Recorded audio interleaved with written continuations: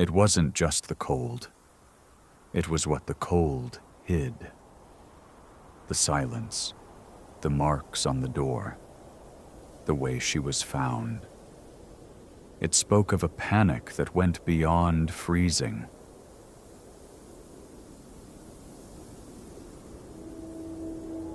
New Iberia, Louisiana. A seemingly normal Arby's. But behind the roast beef and curly fries lurked a nightmare. A place where the walk-in freezer wasn't just a place to store meat, but a cold, unforgiving tomb. A temporary manager, Nguyet stepped inside and never stepped out. Her son found her hours later, but the lawsuit paints a far more horrifying picture. The lawsuit alleges that Lou's final moments were a descent into terror. Imagine the cold. The heavy, unyielding metal door slammed shut. The realization that you're trapped. There is no cell service, no way to call for help.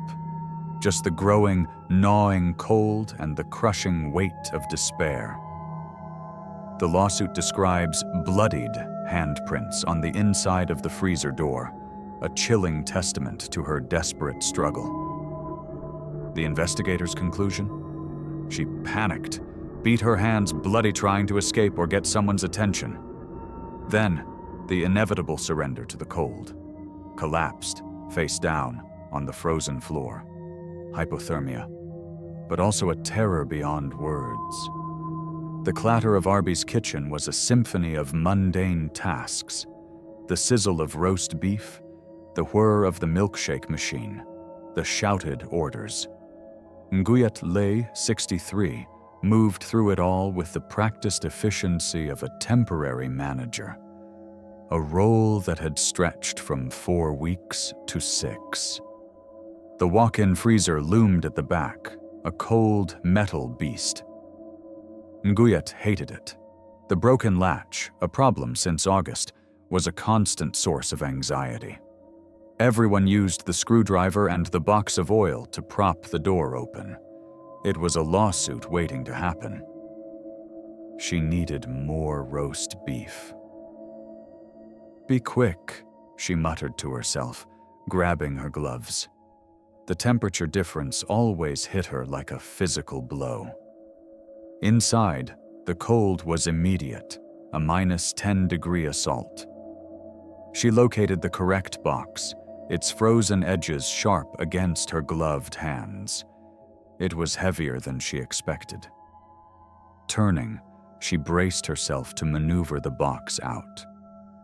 That's when her hip bumped the door.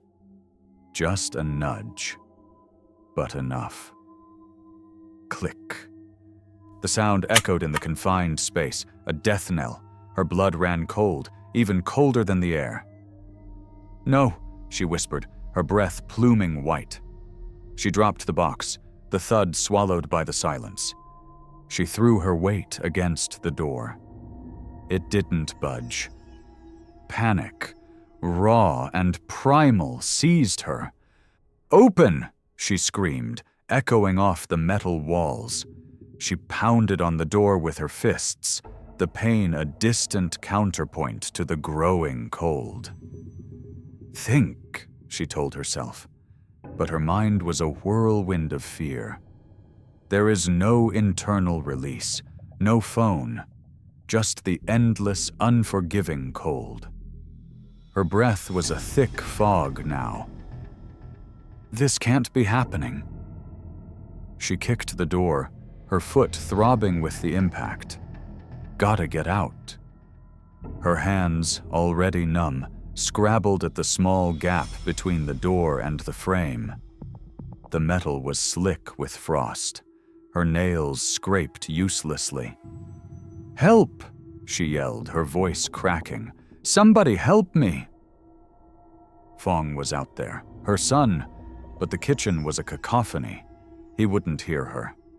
She sank to her knees, the cold seeping through her thin uniform pants, biting into her flesh. Then, a faint sound. A scraping. Hope flickered. "Hello," she croaked. It stopped. Is someone there? She called louder. Mom? The voice was distorted, echoing. It sounded like Kenny. Fong, is that you? Mom, is that you? Yes, baby, I'm in here. The door, it's stuck. Get it open.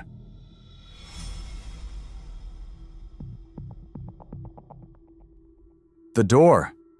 Yeah, it's stuck. His voice was strange, distant. Hurry, please, I'm freezing.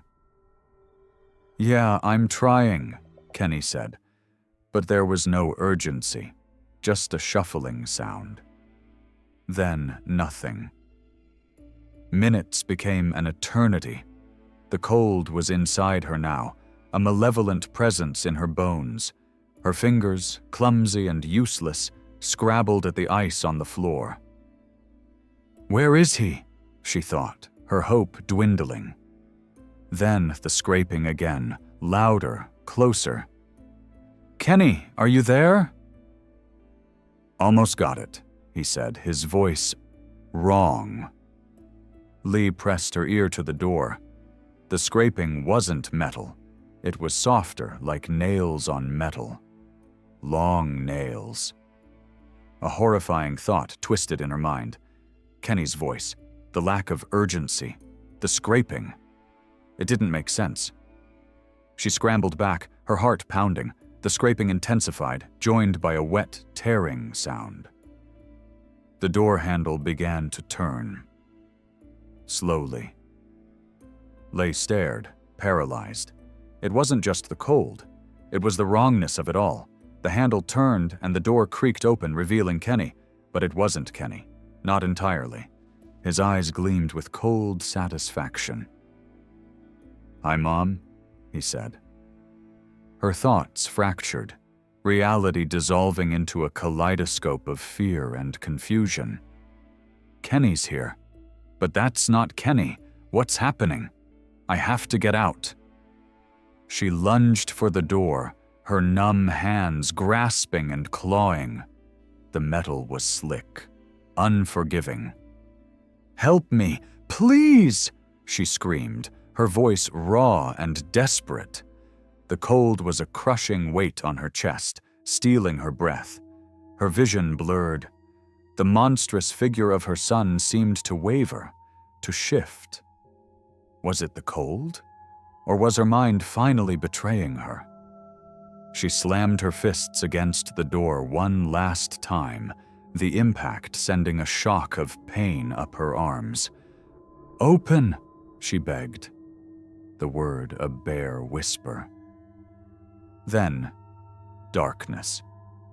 The sounds of the kitchen faded, the cold receded, and there was nothing left but the silence of the freezer and the fading echo of her last, desperate plea. The tragic death of Nguyet Leigh, like that of Carolyn Robinson Mangan, underscores that these deaths are not inevitable. They are the result of preventable hazards. In Nguyet Leigh's case, several factors contributed to her death that could have been addressed. The broken freezer latch, the absence of an internal release mechanism, and the lack of a system to ensure employees working alone in hazardous areas were safe.